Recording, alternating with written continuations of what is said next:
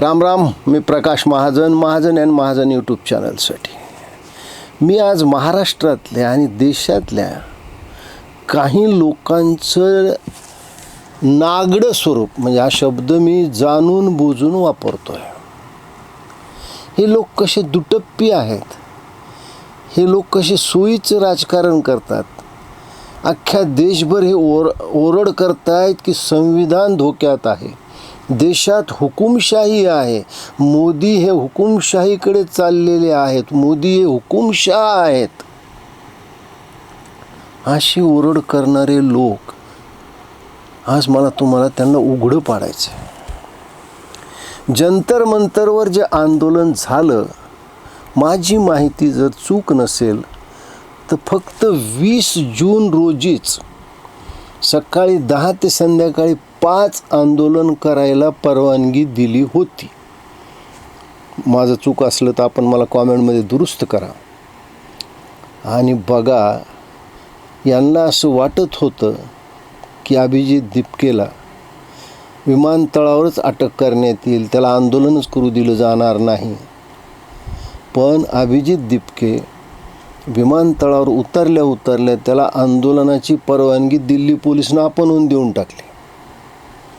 अभिजित दिपके जे पुस्तक हातात धरून आला, आंबेडकराचं चरित्र असं, त्याच्यावर आंबेडकराचे पंतू सुजात आंबेडकरनं फार चांगली टिप्पणी केली, ते तुम्हाला सगळ्यांना माहिती असेल. बघा, त्या दिवशी आंदोलनाची परवानगी 5 वाजेपर्यंत असताना सुद्धा यांनी आंदोलन दुपारी 2 वाजता त्याचा गाशा गुंडाळला, म्हणजे फारसा प्रतिसाद नव्हता. मग सरकार विरोधी सगळ्या सेवाभावी संस्था, म्हणजे NGOज, सगळे विरोधी पक्ष हे सगळे एकवटले आणि मग हळूहळू त्या आंदोलनाला एक उग्र स्वरूप येत गेलं. कुठलीही परवानगी नाही. जंतर मंतरवर तंबू टाकला, उपोषणाला बसले, उपोषणाची पूर्वसूचना नाही. मग उपोषण करणारी ती निहा बोरा काय नाच काय करू लागली, तो त्यांचा विजेता दहिया तो काय नाच करू लागला. माझं डोकं दुखतं, मी उपोषण करणार नाही असं अभिजित दिपके सांगू लागला. म्हणजे 5-25 कॉकरोच जसे घरात आल्यावर जशी इकडं तिकडं सैरभैर फिरतात, त्या पद्धतीचं सगळं जंतर मंतरवर आंदोलन होतं. आणि त्या आंदोलनामध्ये कोण होते? विद्यार्थी नव्हते, कारण त्या काळात नीटची परीक्षा होणार होती 30 जूनला, माझी माहिती असेल तर. त्याच्यामुळे देशातले 22 लाख विद्यार्थी त्या परीक्षेला बसले होते. 22 लाख. मला सांगा, मग त्या जंतर मंतरवर कोण होते? जंतर मंतरवरचे चेहरे जर तुम्ही पाहिले तर यांचा विद्यार्थी दशेशी संबंध तोडून किमान 5-10 वर्ष झाली असावीत. आणि मग हळूहळू तिथे गर्दी जमत गेली. मग सिनेमा नटसुद्धा आले, मग राजकारणीसुद्धा आले, ज्यांचं दुकान बंद होत आलं तेही तिथे येऊन आपली टोपली घेऊन काय आपलं दुकानदारी चालती का हे पाहू लागले. मग आमच्या मराठीचे नटे, आता मी कोणाचं नाव नाही घेणार, त्यांनी पाठिंबा द्यायला सुरुवात केली.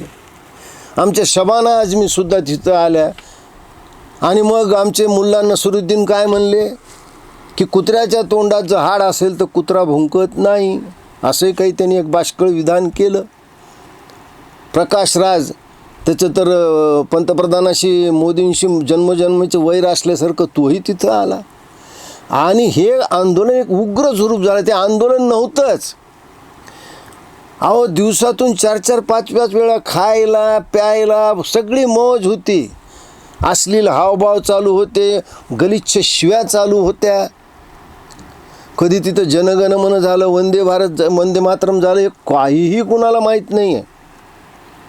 आणि एके दिवशी अचानक उठले आणि संसदेवर मोर्चा घेऊन गेले. काय तुम्हाला हे अपेक्षित होतं की खुद्द पंतप्रधानांनी येऊन यांच्या मोर्चेकरांना या संसदमध्ये संसद जाळा असं म्हणावं?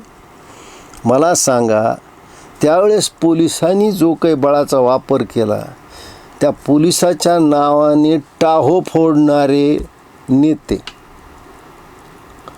काल रांचीमध्ये विद्यार्थ्यांनी झारखंडाच्या विधानसभेवर जो मोर्चा शांततापणे नेलेला होता, तुम्ही काल रांचीचं स्वरूप पाहिलं असेल, ते एक छावणीचं स्वरूप त्या विधानसभा परिसरात आलं होतं. काटेरी कुंपण, जे काटेरी कुंपण फक्त 2 देशाच्या हद्दीवर वापरलं जातं, ते इतकं भयानक काटेरी कुंपण आहे. त्याला चुकून जरी तुमचा हात पाय लागला तर त्याच्या धारधार ब्लेड आहेत, त्याला तुमचं शरीराचं मांसच बाहेर काढते. चुकून त्याच्यात तुमचा पाय बी फसला तर सोडूच शकत नाही, ते कापूनच सोडवावं लागतो. अरे या देशात काय, विद्यार्थी म्हणजे शत्रू नव्हते आणि मग त्यांच्यावर पाण्याचा मारा, लाठीचार्ज. त्या विद्यार्थ्यांना उपोषणाला मंडप घालण्याची सुद्धा परवानगी नव्हती. तिथं कुणी जेवण आणून देणं, मंदिरातून जेवण आलं, पावसा पाण्याचे विद्यार्थी बसले.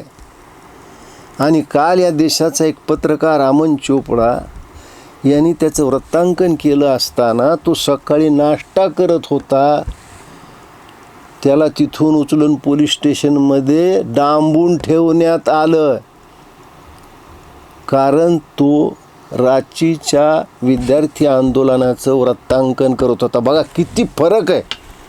जंतर मंतरवर किमान प्रसार माध्यमं, यूट्यूबर्स मिळून एक 200 लोक चित्रण रोज करत होते. ती खरी पत्रकारिता. आणि ते रांचीचे पोरं रात्री अंधाराचं बसलेत, पावसाचं बसलेत, खायला नाही, शांततेनं आंदोलन करतायत, जनगण मन म्हणतायत. त्याचं वृत्तांकन करायला कुणीही गेलं नाही.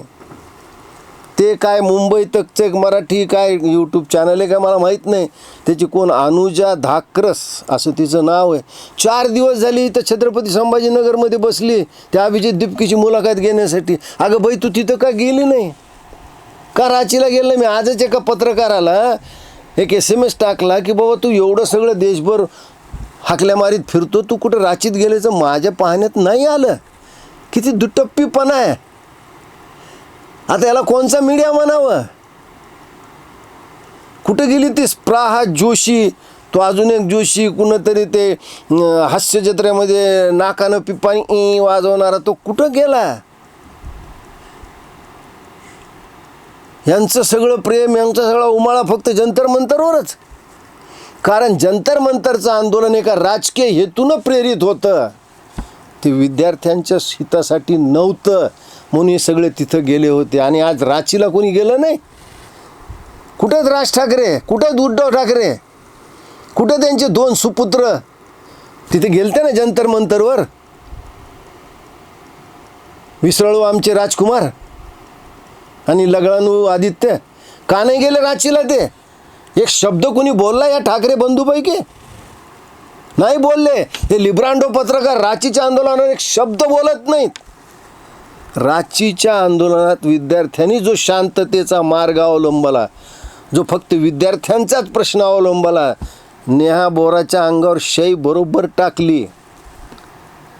कारण तिथं राजकारणाला त्यांनी थारा दिला नाही, म्हणून या राजकारण्यांनी तिकडं पाठ फिरवली. कारण यांची दुकानदारी तिथं चालणारच नव्हती, त्याने स्पष्टच सांगितलं होतं.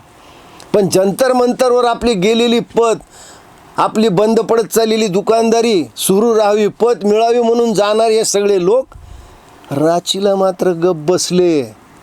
म्हणून म्हणणं ना की रांचीच्या आंदोलनामधून हे सगळे उघडे नागडे झाले. मग ती काय आमचा तो प्रकाश राज असू द्या, शबाना आझमी असू द्या, मराठी नटनट्या असू द्या, राज ठाकरे असू द्या, उद्धव ठाकरे असू द्या, शरद पवार असू द्या, राहुल गांधीनं ते एक औपचारिकता म्हणून काल पत्रकार परिषदेमध्ये सांगितलं की शांततापूर्ण आंदोलन करणाऱ्या विद्यार्थ्यावर बळाचा वापर करू नये. अहो पॅलेट गन्स धारक पोलीस त्या आंदोलनात होते. हे बघा छायाचित्र आलीत बऱ्याच ठिकाणी. मी तर यापूर्वी सांगितलं की अमन चोपडाला अटक केली तुम्ही, आणि त्याच वेळेस त्या जखमी विद्यार्थ्यांना भेटायला तो सुबोधकांत सहाय गेला होता. त्याच्यानंतर अजून 2-3 पत्रकार गेले होते, पण अमन चोपडालाच अटक केली. मला सांगा मग हुकुमशाही कुठे आहे, रांचीमध्ये का जंतर मंतरवर? म्हणून म्हणलं ना, हा दुटप्पीपणा, हा दोगलेपणा या सगळ्या लोकांचा आता उघड झाला आहे. म्हणून रांचीमध्ये विद्यार्थ्यांनी जे आंदोलन केलं त्यात भारतातल्या या सगळ्या राजकीय नेत्याला, या सगळ्या सामाजिक संस्था चालकाला, या सगळ्या सिनेमा नटांना, ज्यांची आता सिनेमा नटाची दुकानदारी बंद पडली, यांना उघडं नागडं केलं. रांचीच्या विद्यार्थ्याचं मी मनापासून अभिनंदन करतो. धन्यवाद.